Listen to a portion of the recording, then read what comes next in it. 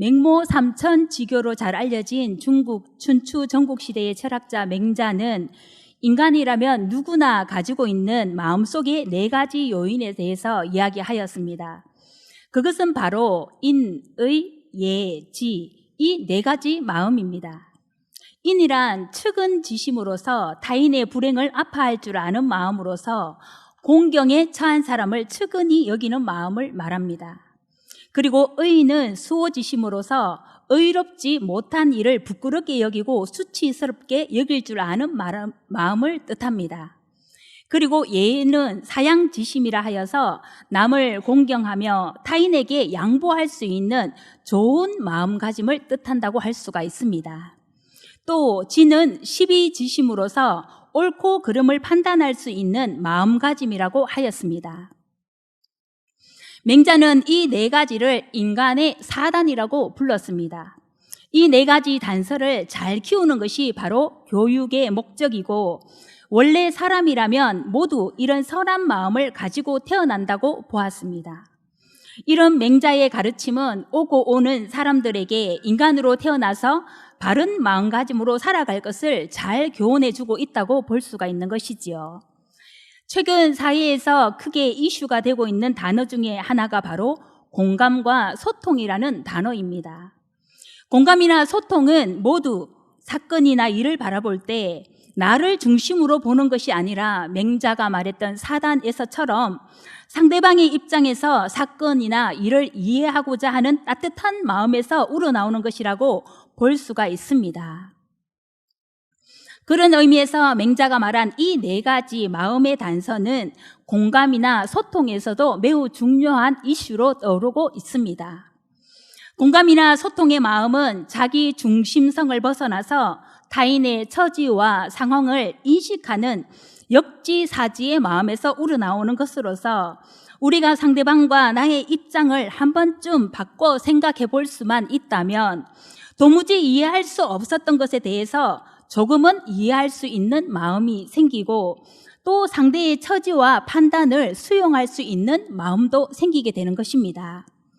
그런 의미에서 오늘 하나님께서 우리에게 주신 본문 말씀을 잘 살펴보자면, 하나님께서 우리의 죄와 아픔을 충분히 공감하시고 이해하실 뿐만 아니라 측은지심의 마음을 넘어서서 인간의 아픔을 내 것으로 여기고 자신의 생명까지 기꺼이 내어주신 하나님의 극진하신 사랑이 오늘 주신 본문에서 잘 나타나고 있는 것을 볼 수가 있습니다. 예수님은 하나님의 아들로서 하늘 영광을 버리시고 자기 백성을 구원하시기 위하여서 친히 이 땅에 육신을 입고 오신 분이십니다. 예수님은 완전한 신이시지만 또한 완전한 인간으로서 사람의 입장에서 인간이 당할 수 있는 모든 문제와 고통과 고난과 수치, 그리고 마지막에는 죽음까지 경험하셨습니다. 우리를 향하신 이 예수님의 측은지심의 사랑은 인간의 한계를 넘어선 완전한 사랑이요, 인간의 모든 고통과 문제를 완전히 공감하신 완벽한 사랑이라고 볼 수가 있습니다. 히브리서 저자는 오늘 성도들에게 예수님의 그 사랑을 알고 그를 믿는 믿음 안에서 흔들리지 않는 신앙생활을 해나갈 것을 오늘 본문을 통해서 권면하고 있습니다. 오늘 우리가 봉독한 히브리서는 바울의 서신들과 같이 편지의 형식을 가지고 있습니다. 그러나 또 다른 방식인 설교의 형식도 가지고 있는 그런 독특한 서신이기도 합니다. 또 이 서신은 교리를 가르치기보다는 성도의 믿음을 견고하게 하고 성숙한 신앙으로 나아가도록 신앙을 촉구하는 실천적인 부분에 더 비중을 두고 있는 본문입니다. 다른 서신들보다 히브리서가 어려운 이유는 이런 독특한 편지의 형식 때문이라고 볼 수가 있는 것이지요. 히브리서의 설교 형식은 1세기 랍비들이 즐겨 사용했던 미드라시 방식의 설교 방식을 택하고 있습니다. 미드라시 방식은 먼저 적절한 본문을 인용하고 청중에게 가장 실제적인 차원에서 진리를 적용하여 해설하는 그런 설교 방식입니다. 히브리서 저자는 이 미드라시 방식을 따라 먼저 구약 성경을 인용하고 또 그것을 설명하면서 믿음의 실천을 강조하는 식으로 설교를 해나가고 있습니다. 우리가 히브리서를 읽을 때 이런 구조를 가지고 있다는 것을 먼저 이해하고 읽게 된다면 히브리서를 조금 더 쉽게 이해할 수가 있다고 볼 수가 있는 것이지요. 히브리서의 기록 시기에 대해서 많은 학자들은 네로 박해 시기이던 AD 64년 전으로 보고 있습니다. 이 서신이 기록될 당시 기독교를 믿게 된 유대인 개종자들에게는 많은 신앙적인 어려움들이 있었습니다. 특히 새로 예수를 믿었던 기독교인들에게는 기존에 믿던 유대교로부터 심한 유혹이 있었습니다. 그래서 히브리서 저자는 이 기독교인들이 유대교로 말미암아서 미혹되어서 배교자가 발생하지 않도록 지금 이 서신을 통하여서 성도들의 믿음을 격려하고 있는 것입니다. 히브리서 기록 당시 기독교 신앙을 가졌던 이들에게 이런 유대교의 미혹이 있었다면 지금 이 시대를 살아가는 기독교인들에게도 신앙으로 인한 많은 유혹들이 있을 수가 있습니다. 특히 다른 종교를 가지고 있다가 기독교로 개종한 사람들에게는 당시 기독교인들이 겪었던 그런 것과 비슷한 상황이 있을 수가 있습니다. 이전에 종교를 버리고 기독교 신앙을 가지는 것이 삶에 무슨 큰 유익이 있겠느냐 하고 다시 과거로 돌아가게 하는 그런 유혹이 있을 수가 있다는 말씀이지요. 그것이 때로는 사람이 될 수도 있고 때로는 이전에 즐기던 세상 문화나 가치관이 될 수도 있습니다. 또 믿음 안에 든든히 서가고자 하는 자들에게는 신천지와 같은 사이비와 이단의 미혹이 있을 수가 있습니다. 시대마다 이런 믿음을 가진 사람들이 겪게 되는 유혹이 있고 또 거짓 교사들과 이단이나 사이비가 나타나 사람들의 믿음을 흔들어 놓기도 합니다. 그러나 우리는 이런 유혹이나 이단, 사이비의 물결에 밀려서 표류하는 신앙이 되지 않기 위해서는 우리가 가진 이 복음의 진리를 더욱더 굳건히 붙들 수 있어야 할 것입니다. 복음 안에 굳게 선 자들은 이런 유혹이나 거짓 가르침에 절대 속지 않는 것입니다. 당시 고난 중에 있던 기독교인들이 이런 어려움을 당하는 중에서도 예수 그리스도께 더욱 주목해야 했던 것은 오늘 이 시대를 살아가는 우리들도 어떤 신앙적인 어려움이나 인생의 문제를 만날지라도 예수 그리스도께 더욱더 주목하는 자들이 되기를 유도하고 있습니다. 인생의 문제를 바라보기보다는 문제의 해결자 되시는 예수 그리스도께 주목함으로 인생의 모든 문제들이 해결될 뿐만 아니라 우리가 걷는 이 신앙의 길에서 끝까지 승리하며 이기는 자들이 될 수 있기를 바랍니다. 히브리서 저자가 배교의 위험에 처한 성도들에게 믿음의 시작이요 완성이 되시는 예수 그리스도를 바라보며 더 완전한 대로 나아가라고 권면했던 것처럼 우리도 믿음의 주여 온전케 하시는 예수 그리스도를 바라보며 이 믿음의 길을 끝까지 승리하며 나아가는 그런 복된 성도님들이 다 될 수 있기를 바랍니다. 그러면 예수 그리스도께서 우리에게 어떤 영적인 의미를 가지고 있기에 이 히브리서 저자는 고난을 당하는 성도들에게 예수 그리스도께 다시 주목할 것을 권면하고 있겠습니까? 오늘 주신 본문을 통해서 예수 그리스도께서 우리를 위해 이루신 놀라운 일들을 다시 한번 상기시킬 수 있는 기회가 될 수 있기를 바랍니다. 먼저 본문 11절에서 창조주 예수 그리스도께서 우리를 형제, 자매로 삼아주셨다는 놀라운 사실에 대해서 선포하고 있습니다. 예수 그리스도께서는 하늘 영광 보좌를 버리시고 이 땅에 오셨습니다. 그리고 십자가에 달리심으로 우리에게 죄사함의 은총을 입게 하셨습니다. 하나님께서는 예수 그리스도의 십자가 고난을 통해서 우리에게 구속의 은혜를 베풀어 주셨으며 예수 그리스도께서는 하나님의 구원하심의 계획에 완전히 복종하심으로 하나님의 뜻을 이루어 주셨습니다. 뿐만 아니라 예수 그리스도께서는 하나님이시지만 그를 믿는 하나님의 자녀된 우리와 형제, 자매가 되는 것을 기뻐하셨습니다. 이것은 우리에게 놀라운 은혜가 아닐 수가 없는 것이죠. 죄로 인하여 마땅히 죽을 수밖에 없는 우리들이 예수 그리스도를 믿어서 창조주 하나님과 한 형제, 자매가 된다는 것이 웬 말입니까? 그래서 우리 모두 12절 이하에 나타나는 바와 같이 예수 그리스도의 형제요 자매로서 동일하게 하나님께 영광을 올려드릴 수 있게 된 것입니다. 우리와 예수 그리스도는 근원부터 다른 존재입니다. 우리와 그리스도는 절대 형제 자매가 될 수 없는 사이입니다. 우리는 흙으로 지음을 받은 피조물이요 창조주 하나님을 거역했던 자들입니다. 그런데 그런 우리를 예수 그리스도께서는 기꺼이 자신을 희생시키시고 우리를 구원하여 주셨을 뿐만 아니라 우리를 형제요 자매로 삼아주신 것입니다. 그래서 우리는 구원받은 하나님의 백성으로서 예수 그리스도 그 이름을 찬양하지 않을 수가 없는 것이지요. 우리가 구원받은 하나님의 백성으로서 평생을 찬양해도 모자라는 것이 바로 죄로 죽을 수밖에 없는 나를 구원하신 이 구원의 은혜요, 형제로 맞아주신 놀라운 은혜라는 것을 기억할 수 있는 여러분이 될 수 있기를 바랍니다. 요즘에는 집집마다 애완견을 기르는 사람들이 참으로 많아지고 있습니다. 오천에서도 애완견 카페를 흔히 볼 수 있고 TV 프로그램에서도 애완견이 자주 자연스럽게 등장하는 것을 보게 됩니다. 또 애완견을 위한 프로그램까지 제작되고 있는 것을 보면 가정에서 애완견을 기르는 것이 이제 매우 보편화된 일이 되었다는 것을 느낄 수가 있습니다. 그런데 집 안에서 기르는 애완견이 아무리 귀엽고 사랑스럽다 해도 주인이 직접 애완견이 될 수가 있겠습니까?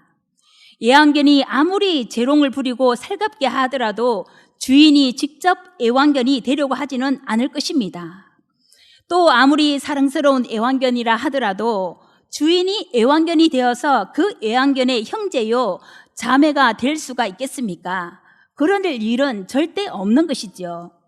그런데 창조주 예수님께서는 절대 불가능한 이런 일들을 우리에게 행하신 것입니다. 왜냐하면 그분이 우리를 직접 만드신 분이시요 우리를 죽기까지 사랑하셨기 때문입니다. 오늘 이 자리에서 주님을 예배하는 모든 성도님들은 하나님의 이 완전하신 사랑과 놀라우신 구원의 은혜를 피상적으로만 깨달아 알 것이 아니라 우리의 지성과 감성과 영성을 통하여서 깊이 깨달아 아는 은혜가 있기를 예수 그리스도 이름으로 축원드립니다. 예수 그리스도께서는 우리의 구원주가 되시고 우리를 형제 자매로 삼아주셨을 뿐만 아니라 또한 우리에게 영원한 자유가 되어 주셨습니다. 인간은 혈과 육에 속하여 있기에 죽음을 두려워할 수밖에 없는 존재입니다. 역사 이래 모든 인간이 공통적으로 가지고 있는 불안은 죽음에 대한 불안입니다. 이 죽음의 문제를 극복했던 사람은 한 사람도 없었습니다. 모든 인간의 내면 깊은 곳에는 이 죽음에 대한 근본적인 불안을 가지고 있으며 또 많은 사람들이 죽음의 노예가 되어서 평생을 두려움 가운데 살아갑니다. 하지만 예수 그리스도께서는 이 죽음의 권세를 깨뜨리시고 완전한 승리를 이루신 분이십니다. 예수님께서는 십자가에 달려 죽으셨지만 사망 권세를 깨뜨리시고 3일 만에 부활하심으로 우리에게 완전한 승리를 보여주셨습니다. 사람의 일생을 죽음의 권세로 지배하던 마귀의 권세는 예수님의 부활로 완전히 무너지고 말았다는 말씀이죠. 예수님의 죽으심과 부활을 믿는 자들에게는 이제 더 이상 죽음의 권세가 그들을 지배하고 그들에게서 왕노릇하지 못하는 것입니다. 그리스도의 부활하심은 죽음을 두려워하는 모든 자들에게 영원한 소망이 되었습니다. 주님께서는 나는 부활이요 생명이니 나를 믿는 자는 죽어도 살겠고 무릇 살아서 나를 믿는 자는 영원히 죽지 아니라 하셨습니다. 그리스도의 십자가와 부활의 능력으로 죽음의 공포는 더 이상 우리로 하여금 종노릇하지 못하게 하였다는 것이지요. 16절에 잘 나타난 바와 같이 이 죽음의 권세에 대한 자유의 선포는 천사들이나 하늘에 있는 권세자들을 위한 것이 아닙니다. 이 자유는 바로 일생을 죽음 가운데 종노릇할 수밖에 없는 우리 인간들을 위한 것입니다. 예수 그리스도께서는 우리의 구원을 위해 친히 신실한 대제사장이 되어 주셨습니다. 우리가 소망하고 진정으로 붙들어야 할 분은 바로 우리의 대제사장이시오 중보자 되시는 예수 그리스도이십니다. 이 진리의 확신 가운데 죽음의 불안을 떨쳐버리고 참된 자유 안에서 날마다 승리의 삶을 살아가는 그런 복된 성도님들이 다 될 수 있기를 바랍니다. 예수 그리스도께서는 우리를 형제 자매로 삼아주시고 죽음으로부터 자유를 주셨을 뿐만 아니라 친히 우리를 돕는 분이십니다. 우리를 구속하신 분도 예수 그리스도시요, 죽음의 권세를 이기고 승리하신 분도 예수 그리스도시요, 고난 중에 우리를 도우실 분도 바로 예수 그리스도 그분이십니다. 성경은 우리가 구원 얻는 하나님의 자녀가 되고 죄와 죽음의 권세로부터 해방되었기 때문에, 자유를 얻었기 때문에 이제 우리의 인생의 모든 문제가 사라졌다고 말하지 않습니다. 성경은 우리가 예수님을 통해 하나님의 자녀가 될 수 있지만 여전히 살아있는 동안은 혈과 육에 속하였기 때문에 인생이 당하는 모든 문제와 어려움과 고통과 고난을 당할 수밖에 없다고 말씀하고 있습니다. 예수 그리스도를 구주로 믿을지라도 우리의 환경과 인생의 문제는 단번에 사라지지 않는 것입니다. 그리고 우리는 여전히 죄악으로 가득한 현실 세계에 살아가고 있다는 말씀이지요. 우리가 아직은 혈과 육에 속한 존재이기에 때로는 시험에 빠지고 낙담하고 쓰러지기도 할 것입니다. 그러나 오늘 본문은 그때마다 우리를 돕는 분이 계시며 그때마다 넘어져 있는 우리를 일으켜 세우는 분이 계시다고 말씀하고 있습니다. 우리 함께 18절 말씀을 한 목소리로 같이 읽어보도록 하겠습니다. 같이 읽겠습니다. 시작. 그가 시험을 받아 고난을 당하셨은즉 시험 받는 자들을 능히 도우실 수 있느니라. 아멘. 육신으로 오신 예수님은 우리보다 먼저 시험을 받아 고난을 당하셨기 때문에 우리의 모든 고통과 고난을 다 아심으로 우리를 능히 도우실 수가 있습니다. 아기의 몸으로 초라 말구에 오신 예수님께서는 인간의 생사고락을 다 겪으셨고 죽음의 권세에까지 굴복하셨으니 능히 우리를 돕는 자가 되어주실 수가 있다는 말씀이죠. 예수님께서는 모든 인생들이 겪는 것처럼 사단에게 시험을 받으셨고 많은 사람들에게 고난과 수치를 당하셨습니다. 예수님께서는 우리가 받을 수 있는 영과 육의 모든 종류의 시험과 고난을 다 받으시고 그것을 친히 몸으로 체휼하신 분이십니다. 그 주님께서 우리를 아시고 돕는 자로 바로 우리 곁에 계신다고 오늘 성경은 말씀하고 있습니다. 히브리서 4장 15절 말씀에서 우리에게 있는 대제사장은 우리의 연약함을 동정하지 못하실 리가 아니요 모든 일에 우리와 똑같이 시험을 받으신 이로되 죄는 없으시다 하였습니다. 옛 번역에서 우리의 연약함을 동정한다고 할 때 이 동정한다는 말이 체휼이라는 단어로 번역되어 있습니다. 체휼이라는 말은 헬라어 함께 순환당한다라는 의미에서 파생된 단어입니다. 이것은 단순히 감정을 공유하는 차원의 동정이 아니라 실제적인 도움의 행위를 내포하고 있는 말입니다. 예수님께서는 우리의 연약함을 동정하시고 체휼하신다는 것은 인간과 동일하게 공감하시는 분으로서 능히 인간의 곁에서 인간을 도울 수 있다는 것을 의미하는 것입니다.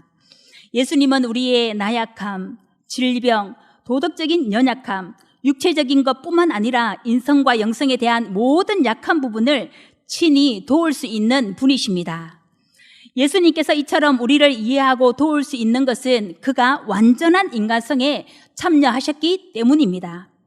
그래서 우리가 긍휼히 여기심을 받고 때를 따라 돕는 은혜를 얻기 위하여 은혜의 보좌 앞으로 담대히 나아갈 수 있는 것입니다.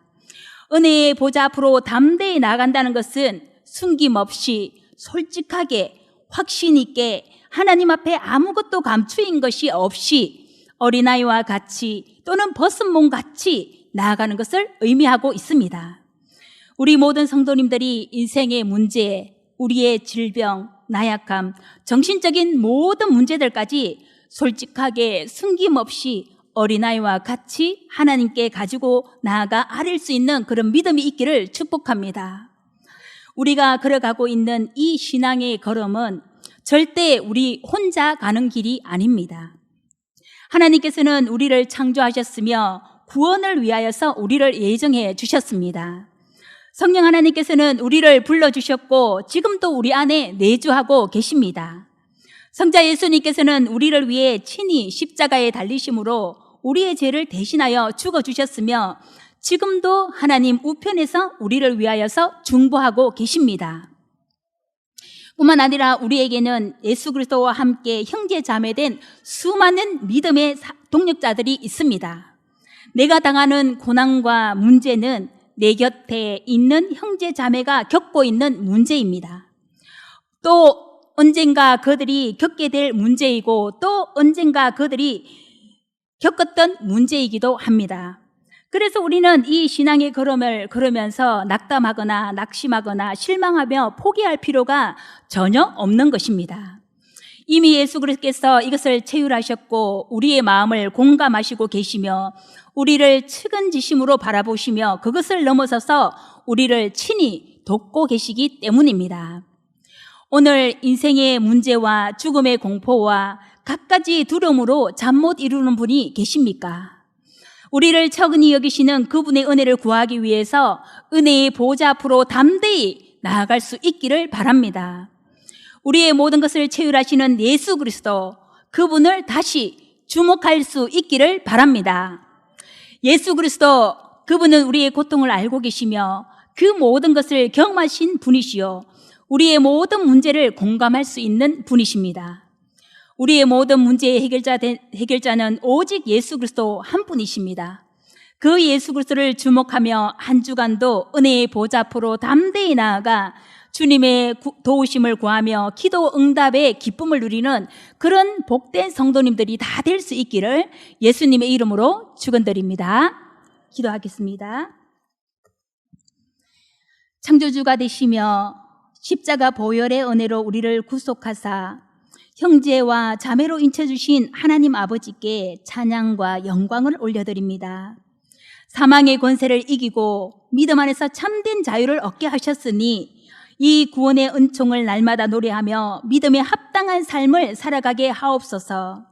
우리의 고난을 직접 체휼하시고 우리의 아픔과 고통을 공감하시며 우리를 측은히 여기시는 하나님, 언제나 우리 곁에 계셔서 우리를 도우시는 주님을 전적으로 의지하며 나아갑니다. 예수님의 이름을 의지하여 은혜의 보좌 앞으로 담대히 나아가 기도할 수 있는 믿음을 주시고 기도 응답의 비밀을 누리는 그런 복된 성도들이 다 되게 하여 주시옵소서. 예수님 귀하신 이름 의지하여서 간절히 기도드립니다. 아멘.